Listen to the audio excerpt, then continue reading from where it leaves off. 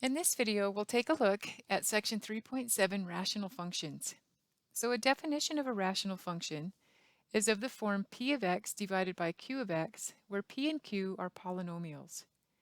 From previous sections, we've found the domain of rational functions already.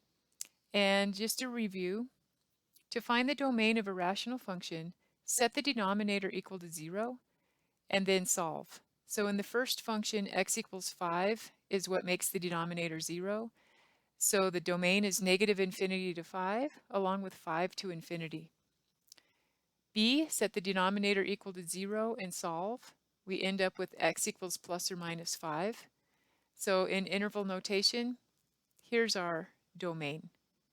The third example, if we set x squared plus 25 equal to 0, that's not solvable. We get a complex number or imaginary number. And then think, if you put negative values in for x squared, they will always turn into positives. So I can put anything in for x squared. So the domain is negative infinity to infinity. In this section, they use arrow notation quite a bit. We've used it before. One item that's different is now we've looked at in behavior where x approaches infinity or negative infinity. Now we're going to use symbols that say x approaches an actual value with a little negative sign means from the left as x approaches a value from the right. So that's new notation, approaching from the left and from the right. So let's take a look at a reciprocal function. So that's a function that we already have looked at in our toolkit functions. It's graphed over to the right. So we've used arrow notation at each of 4 places of something unusual happens in the graph.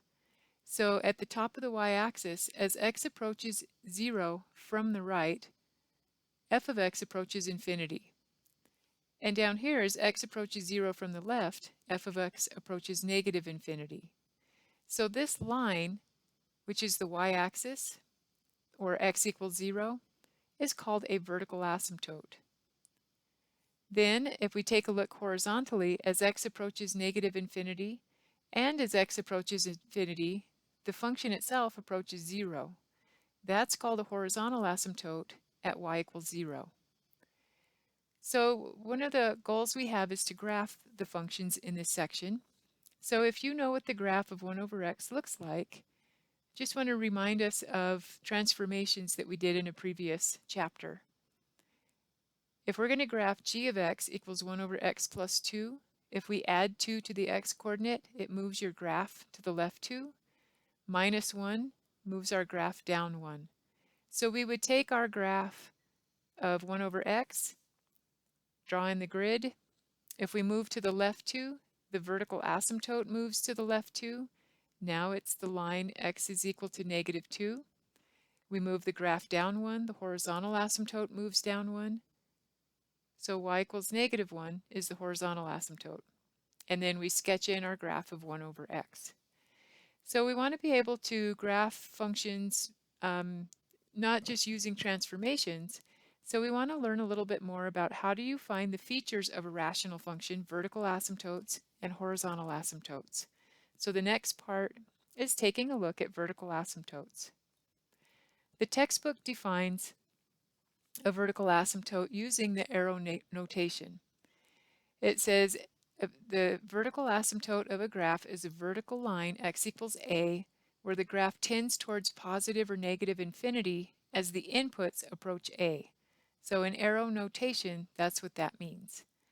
So how do we locate them? We locate vertical asymptotes by if f of x is your polynomial p of x over q of x, if it's a rational function in which p and q have no common factors, and a is a 0 of q of x, the denominator, then x equals a is a vertical asymptote. Vertical asymptotes occur where the graph is undefined. So we do the same thing we did when we were finding the domain of a function. We take, first of all, check f of x have no common factors in the numerator and denominator. So set the denominator equal to 0. you get plus or minus 1. So the vertical asymptotes are at x equals 1 and x equals negative 1. The second fraction factors, and you can simplify. X minus 1 is the numerator. The denominator factors into x plus 1 times x minus 1. So we cancel the x minus 1's. The vertical asymptote is at the line x equals negative 1. This point x equals 1, there's a hole in the graph. It's called a removable discontinuity, and that's what we're going to talk about next. But it's not a vertical asymptote. Then the third one, x squared plus 1. If you try to take x squared plus 1 and set it equal to 0, there's no solution. So there is no vertical asymptote for that graph. All right, so the places where the domain is undefined, one of two things can happen. It's either a vertical asymptote or it's called a removable discontinuity. So occasionally a graph will contain a hole, a single point where the graph is not defined, indicated by an open circle. Such hole is called a removable discontinuity. For example, if you have a function x squared minus 1 over x squared minus 2x minus 3, it can be factored, and it has a common factor of x plus 1. So that means at that undefined place, x equals negative 1, there's a hole in that graph. Then the graph itself actually looks like the graph of x minus 1 over x minus 3. And at x equals 3, there's a vertical asymptote. So here's what the graph looks like. We have a vertical asymptote at 3, x equals 3, and then that hole at x equals negative 1. How do you find the y-coordinate? You take the negative 1 and substitute it into the simplified version, and we end up with negative 2 over negative 4, which is a half. So this coordinate, negative 1, 1/2, is where the hole is, and it's undefined. So even though your function can be simplified, that x equals negative 1 still can't be part of the domain. All right, so if we want to find the vertical asymptotes and removable discontinuities of our graph, let me erase this and we'll do this from the beginning. What we do is we take a look at our function that we're given and factor. See if you can simplify anything. So we factor the numerator, factor the denominator. So our function is going to be rewritten. X squared minus 25 can be written as x plus 5, x minus 5. The denominator, factor out an x. If we factor out an x, we're left with x squared minus 6x plus 5. That factors into x minus 1, x minus 5. So notice they have a common factor of x minus 5. That means that x equals 5 is where your removable discontinuity is. So the vertical asymptotes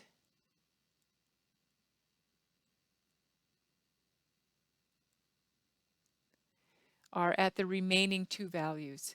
X equals 0 and x equals 1 are where the domain is undefined, so those are where the vertical asymptotes are.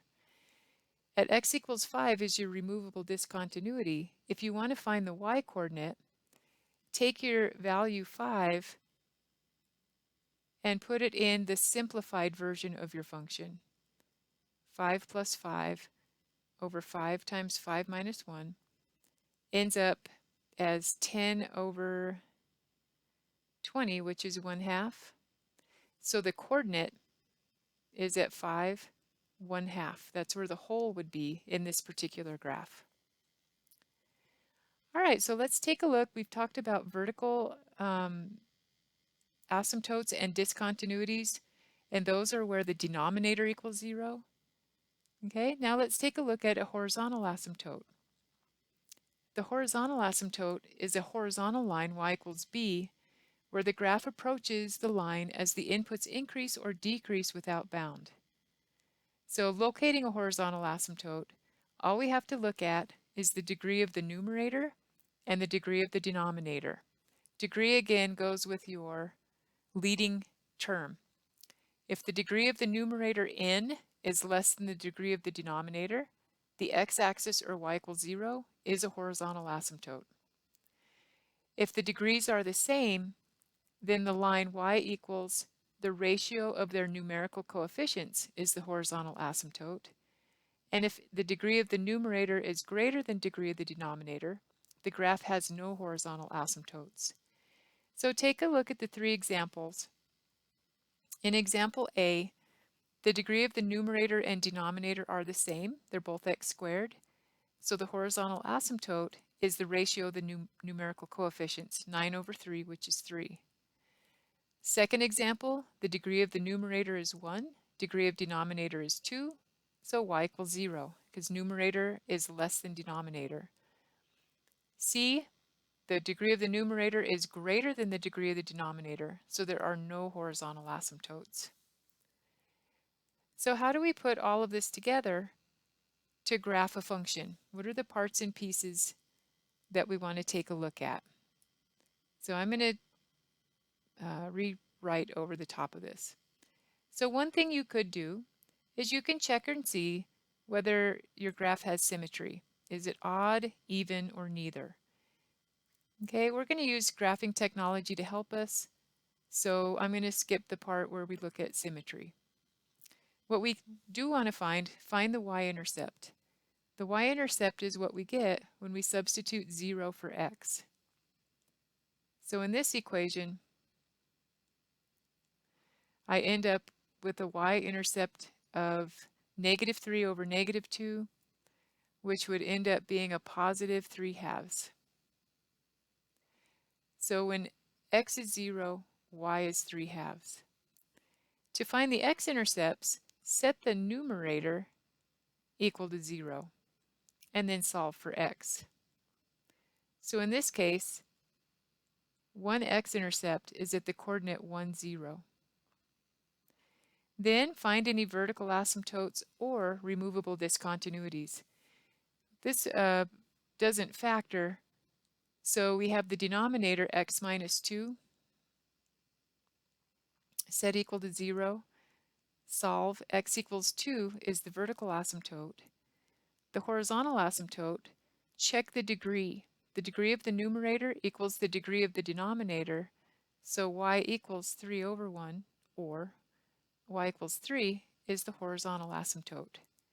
Then you can plot your points, also sketch in your asymptotes, and then graph the function. So instead, I'm going to go ahead and use Desmos. I've got it graphed and typed into Desmos, and this is what our function looks like. So you can zoom out a little bit. You can see where the intercepts are, and then if you were to graph the horizontal and vertical line, you would see that those are asymptotes. All right, so let's try checkpoint 6. Try one more example of graphing. So let's see. This does not reduce, so I'm going to go ahead and find the y-intercept. To do that, find f of 0. So we would get 2 times 0 squared over 0 squared minus 9, which is 0. So this crosses at 0, 0. Then find the x-intercepts. Take the numerator and set it equal to 0. Well, it doesn't create any new points. X equals 0, so we still only have the coordinate 0, 0. Vertical asymptotes, set the denominator equal to 0, and find where your graph is undefined.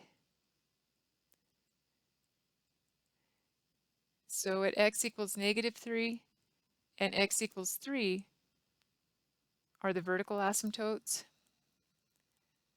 Check for horizontal. In this case, the degree of the numerator is equal to the degree of the denominator. So the horizontal asymptote is the ratio of the numerical coefficients, 2 over 1 or y equals 2.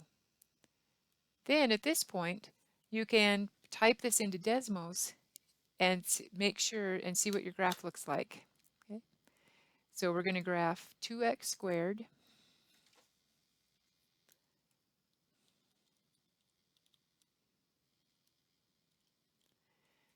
over x squared